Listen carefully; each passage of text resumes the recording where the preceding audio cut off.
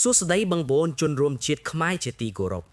តើប្រទេសថៃកំពុងតែជួបបណ្ដាសាអ្វីឲ្យប្រកាសទៅត្រឹមតែមួយថ្ងៃសោះមហាព្យុះបានបោកបក់វាយប្រហារដល់តែ3ខេត្តធ្វើឲ្យខ្ទេចខ្ទីរៀបស្មាប្រៀបដូចជាសមរភូមិសង្គ្រាមហើយរឿងរន្ធត់មិនទាន់ផុតដង្ហើមផងបិសាចភ្លើងបានលេបក្របាក់កណ្ដាលក្រុងបាងកកនិងជំរុំជនភៀសខ្លួនឲ្យคล้ายជាវាលផែផងអ្វីដែលកាន់តែភ្ញាក់ផ្អើលគឺរាជរដ្ឋាភិបាលកម្ពុជាយើងបានតេះកំភ្លៀងមេទ័ពថៃឲ្យវង្វេងទឹះរឿងដាក់ទូកកុងតឺន័ររាំងព្រំដែនតោះមកតាមដានការវេះកាត់ព័ត៌មានដ៏ព្រឺសម្បូរនេះជាមួយខៀងបានចាប់ផ្ដើមដំបូងគឺមហន្តរាយនៃខ្យល់ព្យុះដែលវាយប្រហារ3ទីតាំងក្នុងពេលតែមួយថ្ងៃបងប្អូនសាកបិទភ្នែកឲ្យស្រមៃទៅដល់ទិដ្ឋភាពនោះទៅមើលកណ្ដាលយប់ស្ងាត់ជ្រងំឈានចូលព្រឹកប្រលឹមស្រាងថ្ងៃទី28ខែមិនិនាឆ្នាំ2026នៅក្នុងតំបន់ភូមិណងរាំងខេត្តនគររាជសីមាកូរ៉ាតសុកស្រាប់តែមេឃងងឹតស្លុបខ្យល់កន្ត្រាក់ដ៏កាចសាហាវបានបោកមកយ៉ាងកម្រោលកម្លាំងខ្យល់ហាក់ដូចជាបិសាចលូកដៃក្រញ៉ៅដំបូលសង្កសីផ្ទះប្រជាជនឲ្យរបើកហោះខ្ចាត់ខ្ចាយលាន់សូប្រេះផាំងប្រជាពលរដ្ឋដែលកំពុងតែលង់លក់ក្នុងដំណេកត្រូវភ្ញាក់ព្រឺតលុតចៃជើងគ្នាមិនទាន់ស្រែកឆោឡៅវឹកវរពេញភូមិទាំងកណ្ដាលយប់ងងឹតអ្នកស្រីសុំពងអាយុ55ឆ្នាំដែលជាពលរដ្ឋរងគ្រោះផ្ទាល់បានរៀបរាប់ទាំងទឹកភ្នែកនិងខ្លួនប្រាណញ័រតត្រាថាវាគួរឲ្យខ្លាចណាស់បងប្អូនអើយខ្ញុំកំពុងតែដេកលក់សុកស្រាប់តែឮសំឡេងខ្យល់បោកវោដោយសំឡេងខ្មៅយំរួចក៏ឮសូរប្រាំងដំបូលប្រទេសទាំងមូលរបើកហក់បាត់ទៅកណ្ដាលអាកាសភ្លៀងចាក់ស្រោចមកសាមជោក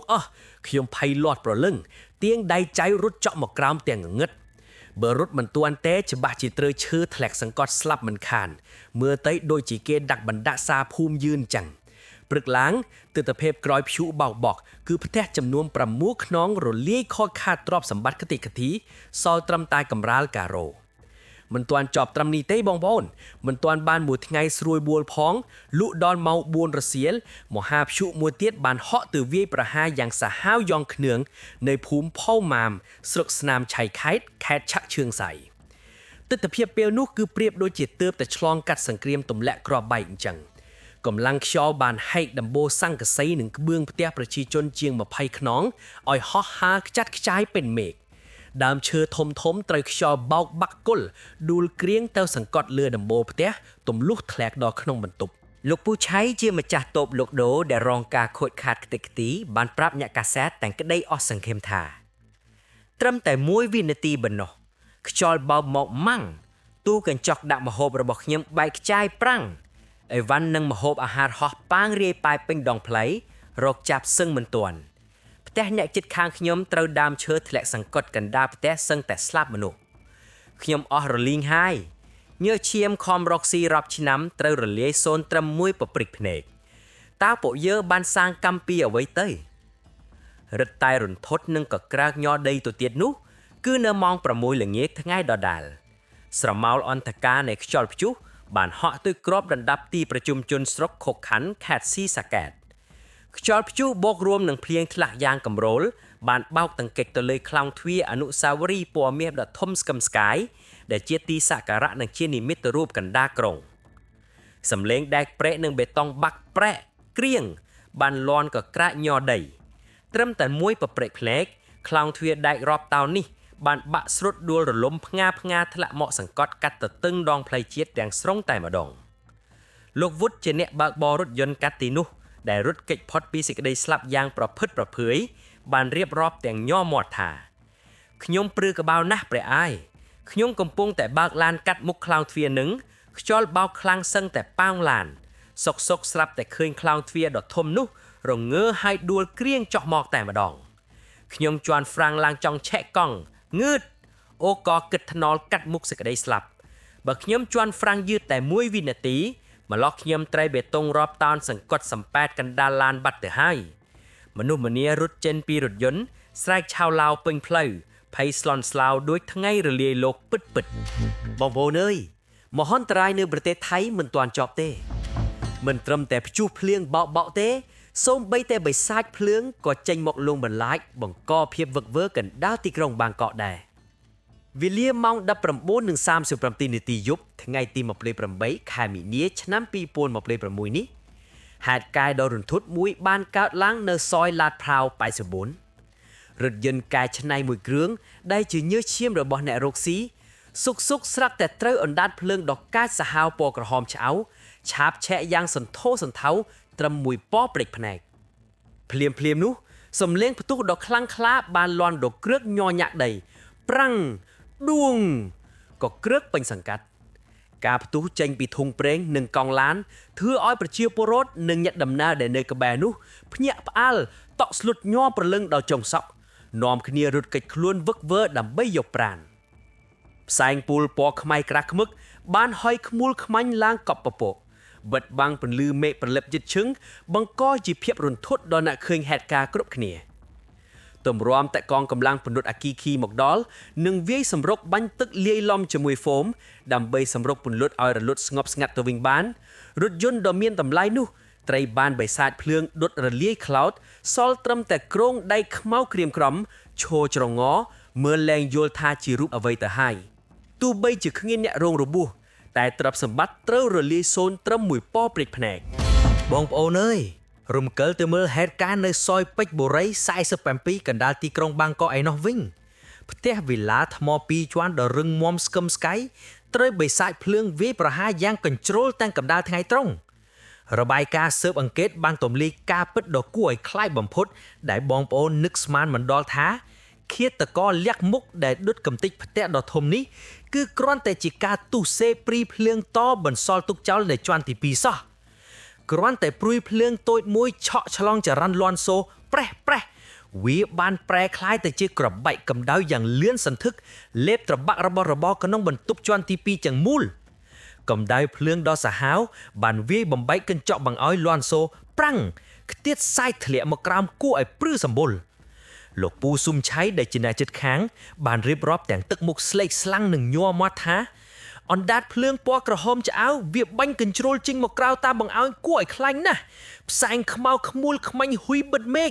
សំឡេងផ្ទុះលាន់កក្រើកផាំងធ្វើឲ្យអ្នកភូមិគ្រប់គ្នារត់ឆោឡៅពេញផ្លូវភ័យស្លន់ស្លោខ្លាំងណាស់ព្រោះខ្លាចវារាលដាលឆេះដល់ផ្ទះអ្នកជិតខាងទម្រាំតែរថយន្តទឹកបើកស៊ីរ៉ែនវ៉ូសម្រុកមកដល់និងបាញ់ទឹកពន្លត់ឲ្យស្ងប់ទៅវិញបានត្រឹមតែមួយពព្រិចភ្នែកទ្រព្យសម្បត្តិនិងបន្ទប់ទំហំជាង50ម៉ែត្រការ៉េត្រូវបានបិសាយភ្លើងលេបត្របាក់រលាយคล้ายជាផេះសល់តែក្រុងបេតុងខ្មៅក្រៀមក្រំនេះគឺជាមេរៀនដ៏រន្ធត់មួយដែលបញ្ជាក់ថាការធ្វេសប្រហែសរឿងព្រីភ្លើងតែបន្តិចអាចដុតបំផ្លាញញើសឈាមយើងឲ្យវិនាសសូន្យបានបងប្អូនអើយបិសាចភ្លើងនេះវាមិនរើតមុខមិនរើតទីកន្លែងឬឋានៈឡើយសូម្បីតែទីជំរកដ៏កំសត់របស់ជនដែលធ្លាប់រងទុក្ខវេទនាក៏វាមិនលើកលែងឲ្យដែរងាកទៅមើលហេតុការណ៍នៅជំរុំជនភៀសខ្លួនម៉ែឡាក្នុងខេត្តតាកែនោះវិញសោកនាដកម្មដ៏គួរឲ្យសង្វេគបំផុតបានផ្ទុះឡើងដែលផ្ដើមចេញពីការធ្វេសប្រហែសត្រឹមតែមួយពព្រិចភ្នែកប៉ុណ្ណោះបងប្អូនសាកបិទភ្នែកហើយស្រមៃទៅដល់ទិដ្ឋភាពនៃជីវិតជនភៀសខ្លួនទៅមើលពួកគេខំប្រឹងរត់គេចពីក្របកំភ្លើងសង្គ្រាមមកសុំសិទ្ធិច្រកកោនក្នុងខ្ទមឈើប្រក់ស្លឹកដ៏តូចចង្អៀតប៉ុន្តែនៅព្រឹកភ្នែកកើតហេតុនោះស្ត្រីម្ចាស់ផ្ទះម្នាក់បានបង្កាត់ភ្លើងចង្ក្រានធ្យូងធឿម្ហូបក្រោយពេលដាំស្លរួចចំនួននាងយកទឹកពន្លត់ឲ្យរលត់ឈឹងនាងបែរជាយកដង្កៀបចាប់រងើកធ្យូងដែលកំពុងតែក្រហមងាំងយកទៅដាក់ក្នុងកំប៉ុងរួចដាក់ផ្ទាប់ពីលើស៊ីភើសរសេរចាស់ដែលនៅក្បែរគំនរខោអាវទៅវិញរួចក៏ដើរចេញពីផ្ទះបាត់ទៅគ្រាន់តែម្ចាស់ផ្ទះដើរចេញផុតភ្លាមគ្រាប់បែកកម្ដៅក៏ចាប់ផ្ដើមធ្វើការ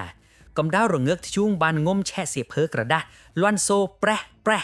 រួចក៏ឆាបឆែករាវដាវទៅដល់គំនរខោអាវបង្កជាអណ្ដាតភ្លើងយ៉ាងកាចសាហាវលេបត្របាក់ជញ្ជាំងរស័យនិងដំបូលស្លឹកលឿនដូចខ្យល់បោកត្រឹមតែប៉ុន្មានវិនាទីអណ្ដាតភ្លើងពណ៌ក្រហមឆ្អិលបានបាញ់កញ្ជ្រោលឡើងគប់ពពកសំឡេងបំពង់ហ្គាសនិងរចនាសម្ព័ន្ធឈើបាក់ស្រុតក្រាំងផាំងបានលន់ក៏ក្រាកញ័រញាក់ពីនជំរុំទិដ្ឋភាពពេលនោះគឺប្រែពីជំរុំដ៏ស្ងប់ស្ងាត់ទៅជានរកលោកីភ្លាមជនភៀសខ្លួនរាប់រយនាក់ក្មេងចាស់ប្រុសស្រីនាំគ្នាស្រែកឆោឡោយំទួយសោករត់បាតជើងសព្រាតវឹកវរជន់គ្នាពេញជំរុំដើម្បីរត់គេចយកប្រាណអ្នកខ្លះប្រវេប្រវា3កូនតូចរត់កាត់ផ្សែងភ្លើងខ្មៅក្រាស់ខ្មឹកទាំងដង្ហើមចង្រិតអ្នកខ្លះទៀតទាញបានតែខោអាវជួបនឹងខ្លួន លោកតាចំណាស់ម្នាក់អាយុ75ឆ្នាំដែលជាជនរងគ្រោះបានអង្គុយសម្លឹងមើលកំណោផាក់ទាំងទឹកភ្នែករហាមរៀបរាប់ទាំងសម្លេងញ័រតត្រើតថាខ្ញុំអស់រលីនហើយក្មួយអើយខំរត់គេចពីសង្គ្រាមមករស់នៅទីនេះជិតមួយជីវិត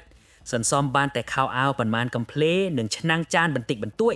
ពេលនេះបិសាចភ្លើងលេបយកទៅអស់គ្មានសល់ពេលភ្លើងឆេះមកខ្ញុំភ័យសឹងគាំងបេះដូងផ្សែងហ៊ុយឆ្លួកមើលផ្លូវលែងឃើញរត់ស្ទើរតែមិនរួចតម្រាំតែគេចផុតពីសេចក្តីស្លាប់តើឲ្យខ្ញុំរស់នៅទីណាទៅយប់នេះកងកម្លាំងទាហានព្រាននិងរថយន្តទឹកត្រូវវាយសម្រុកបាញ់ទឹកតតាំងជាមួយកម្ដៅភ្លើងដ៏សាហាវអស់រយៈពេលជិត3ម៉ោងទើបអាចទប់ស្កាត់ការឆាបឆេះនេះបានប៉ុន្តែអ្វីៗវាហួសពេលទៅហើយផ្ទះកំសត់ចំនួន7ខ្នងត្រូវបានបិសាចភ្លើងដុតរលាយសល់តែគ្រោងសសរខ្មៅក្រៀមក្រំនិងមួយខ្នងទៀតរងការខូចខាតយ៉ាងដំណាំ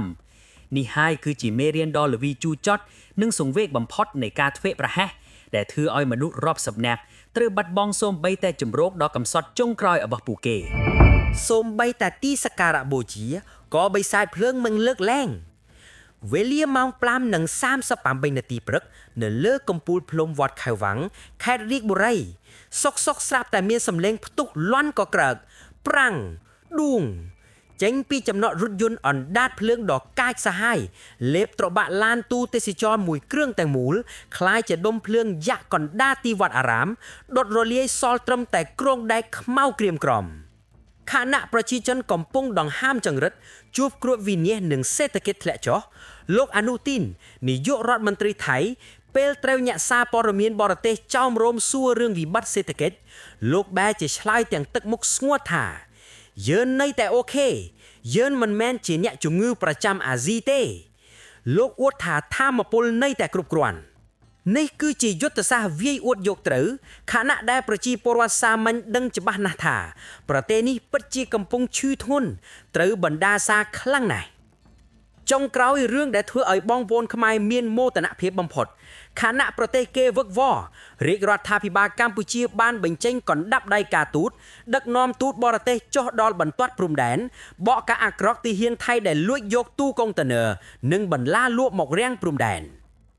មេទ័ពថៃភ័យបែកញើសពុនក្រាពោតលោកឧត្តមនាវាត្រីប៉ារ៉ាត់រតនឆៃផាន់ត្រូវរត់ចេញមកដោះសារទាំងញ័រមាត់ថាការដាក់ទូកុងតឺន័រនេះមិនមែនរំលោភអធិបតេយ្យភាពកម្ពុជាទេគឺដើម្បីការពារកុំឲ្យមានការប៉ះទង្គិចគ្នាស្ដាប់លេសគេចោះយកទូកុងតឺន័រដាក់លើដីគេប្រាប់ថាការពារសន្តិភាពនេះបញ្ជាក់ពីភាពកំសាកនិងទាល់ច្រករបស់កងទ័ពថៃនេះជាជោគជ័យដ៏ត្រចះត្រចាំងនៃនយោបាយការទូតកម្ពុជាដែលទះកំភ្លៀងមេទ័ពសៀមឲ្យវង្វេងទើសខ្មាស់អន្តរជាតិតើបងប្អូនជនរួមជាតិខ្មែរយល់យ៉ាងណាដែរចំពោះគ្រោះមហន្តរាយដែលកំពុងហែកហួរប្រទេសថៃឥតឈប់ឈរហាក់មានរបបអ្វីមួយទៀងទម្លាក់នេះហើយមានមោទនភាពកម្រិតណាចំពោះភាពវៃឆ្លាតនៃការទូតរបស់កម្ពុជាយើងសូមបងប្អូនចូលរួមបញ្ចេញមតិយោបល់និងវិភាគនៅខាងក្រោមវីដេអូនេះទាំងអស់គ្នាកុំភ្លេចជួយចុច like ចុច share វីដេអូឯកសារដ៏កំរនេះទៅកាន់បងប្អូនខ្មែរយើងឲ្យបានទស្សនាគ្រប់គ្នាហើយជាពិសេសកុំភ្លេចជួយចុច subscribe channel Anvani របស់ខ្ញុំបាទម្នាក់មួយផងដើម្បីជាកម្លាំងចិត្តនិងទទួលបានការវះកាត់ព័ត៌មានក្តៅៗនិងទាន់ហេតុការណ៍ជារៀងរាល់ថ្ងៃសូមអរគុណសម្រាប់ការតាមដានទស្សនានិងសូមគោរពលា